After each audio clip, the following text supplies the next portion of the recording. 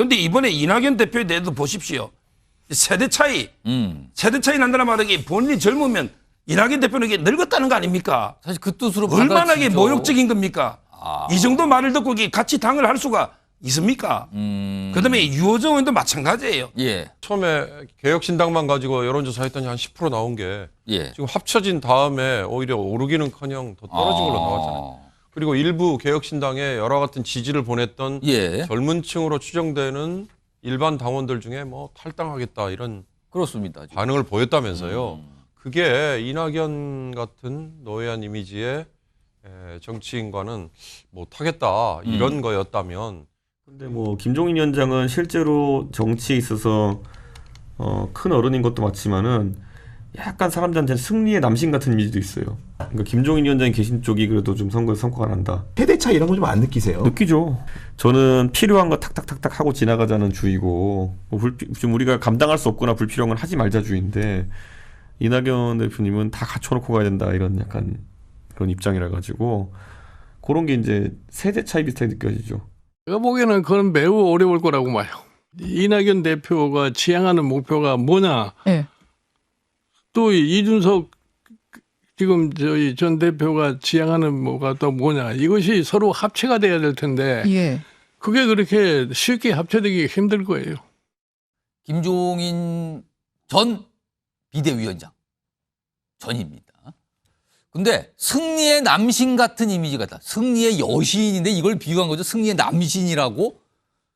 그리고 모신 쪽에선 성과가 나더라. 선거 때면. 이런 극찬 아닙니까? 이거는요. 요거 성치훈 민주당 부의장 나와 계신데요. 지금 이거 이 얘기 좀 해볼게요.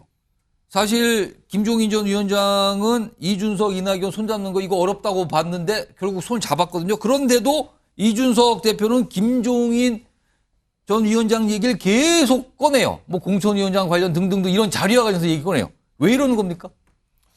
뭐 아무래도 본인이 그 김종인 위원장은 보수와 진보를 넘나들던 분이기 때문에 예. 민주진영에서 계속 있었던 이낙연 대표보다는 더 가깝게 느끼는 것 같기도 하고요.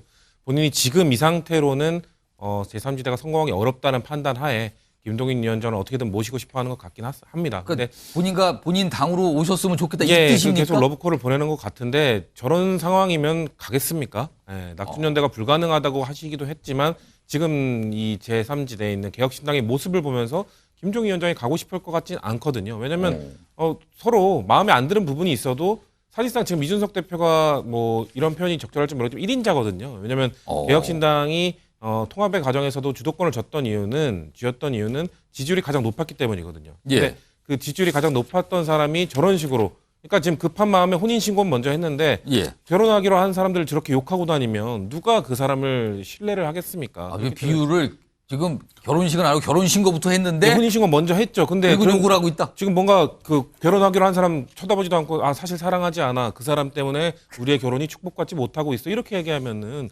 누가 이 결혼을 축복해 주겠습니까? 저는 그래서 제가 사실 통합이 힘들 거라고 봤던 게 1인자인 이준석 대표의 리더십. 대표의 리더십은 항상 뭔가 양보하고 해야 되는데 통합 전부터 계속 뭔가 요구했었잖아요. 이거 해야 된다. 뭐 엄숙주의 버려야 된다. 이런 얘기 요구만 하다가 예. 통합하고 나서는 또 욕만 하고 있지 않습니까? 그렇기 때문에 이게 통합이 됐지만 사실상 통합된 게 아니다라고 저는 보여집니다. 근데 세대 차이요, 이게. 이준석 대표가 여기 나이가 있잖아요. 근데 이낙연 대표하고는 33살 차이고요. 김종인 전 위원장은 45살. 세대 차이가 나면 저쪽하고 더 많이 나는 게 이게 통상적 나이의 숫자로 보면 그런데 이낙연 반대로 김종인 전 위원장으로는 극찬을 하고 있고 이낙연 대표를 보고는 세대 차이 난다고 얘기하는데 윤경호 소장님 대하는 거에 약간 차이가 있어 보이네요. 업무 처리 방식에 차이가 있다. 뭐 이렇게 표현했으면 그럴 것 같다 싶은 생각이 들어요. 아까 뭐 본인은 탁탁 일을 처리해 빨리빨리 간다 그냥.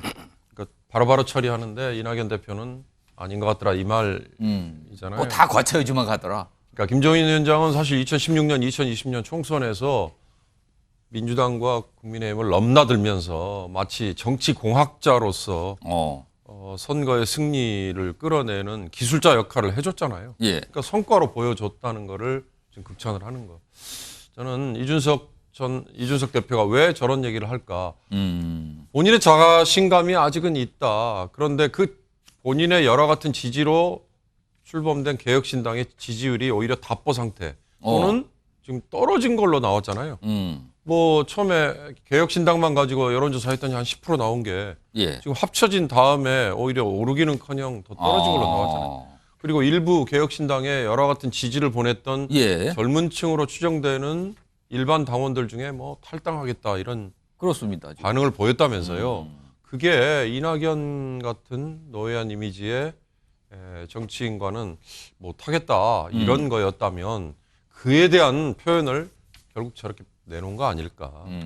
더더욱 저는 유호정 의원이라는 페미니즘을 주창하는 정치인과 예. 엔티 페미니즘의 화신처럼 그동안에 얘기를 했고 예. 남성, 여성 갈라치기 뭐 이런 거 했던 이준석 대표와 유호정이 같은 울타리 안에 있다? 이것도 과연 그게 하나의 정당으로 예. 계속 존재할 수 있을까? 그런 의문을 저는 가졌는데 드디어 이게 표면화되는 거 아닌가 싶은 생각이 들어요.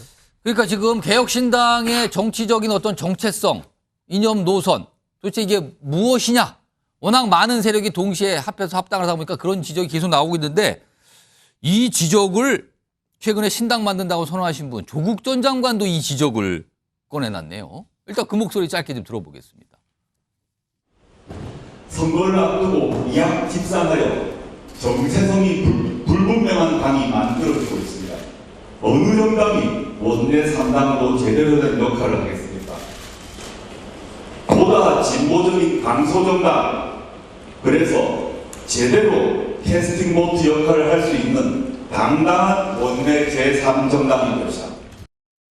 지금 이준석 대표가 지지자들로부터 가장 많은 지적을 받는 부분이 합당하기로 손을 잡은 인물 중에 특정 인물 얘기를 하면서 비판을 많이 받고 있거든요. 근데 그와 관련해서 윤석 대표가 약간 선을 긋는 듯한 얘기를 합니다. 지금 같은 당에 소속돼 있는데요. 들어보시죠. 그렇게 볼 수 있는 부분도 있죠. 유호정 의원의 사상이 아주 뭐 저희가 좋아서 예. 아니면 또 그런 정책이 아주 좋아서 저희가 영입한 건 아니지 않습니까? 예. 그렇기 때문에 그거는 좀 온도 차가 있다 이렇게 그래요? 말씀드리고 예. 유호정 의원이 지금 상태대로라면은 통합된 개혁신당에서 주류적인 위치나 주류적인 어떤 그런 생각으로 자리 잡기는 어려울 겁니다. 저는 이준석 대표의 상황 자체를 조금 이해를 하고 있는 편이거든요. 네. 뭐 지금 이제 불만이 있는 걸로 저도 알고 있고 그런 네. 설명을 하다 보면 뭐 이런 말씀 이렇게 나오신 것 같다라고. 뭐 제가 정의당에 있을 때부터 주류는 아니긴 했죠. 예. 소정 변호사, 이준석 대표의 최근 상황 전반적으로 좀 보면은 개혁신당, 지금 본인이 몸담고 있는 그 내부를 향해서 뭔가 약간 비판적이거나 그건 좀 안 되는데요. 문제가 있어 보이는데 이런 얘기를 반복적으로 꺼내고 있는 겁니까? 그렇죠. 옛날에 이제 그 유시민 의원이라고 있잖아요. 예. 이분에 대해서 이제 이거 참 옳은 말도 싸가지 없이 한다. 이런 데 평가가 있었거든요. 아주 오래된 얘기를 다시 한 번 더 꺼내시네요. 근데 저는 이준석 대표는요. 예. 틀린 말을 싸가지 없이 한다. 아, 차이점이 네, 그겁니까? 틀린 말을 싸가지 없이 한다. 이렇게 봅니다. 오. 대표적으로 이제 국민의힘에 있을 때 양두구육이란 말 있잖아요. 예. 근데 자기가 이제 고기를 제일 열심히 팔았다는 거예요. 오. 아니, 자기가 고기를 언제 팔았어요? 오. 매일 가출만 했지. 아. 장사 안 하고 가출만 했지. 언제 고기 팔았냐고. 근데 제일 열심히 팔았다는 거예요. 예. 저는 이준석 대표가 지금도 이게 윤석열 찍었을지 이재명 찍었을지 궁금합니다. 그걸 누구 의심, 찍었을지. 그거 의심하고 궁금합니다. 계신 거예요? 오. 왜? 가출하게 했기 때문에. 근데 이 틀린 말이잖아요. 이걸 싸가지 없이 양두구역. 이번에 한동훈 위원장한테 또 하더라고요. 아니 맥락도 없이 사자성은 아무나 쓰는 겁니까? 좀 맥락이 있어야지.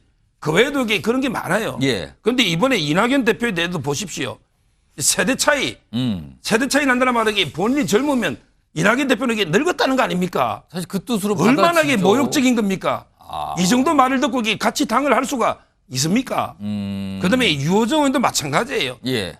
합당하면 물론 저는 이게 아까 혼인신고할 때 저는 위장 결혼을 보기 때문에 아, 위장 결혼. 혼인신고도 범죄로 보는데 위장 결혼이기 때문에 근데 이걸 가지고 마치 이게 뭐 지금 우연히 근데 합당 과정이 들어온 것처럼 근데 본인이 합당을 했다는 말은 결단을 해서 예. 한 가족이 되기로 한 거 아닙니까? 그렇습니다. 근데 이렇게 공격을 하고 있잖아요. 주류 되기 어렵다고. 벌써 이게 주류 비주류 나누고 있잖아요.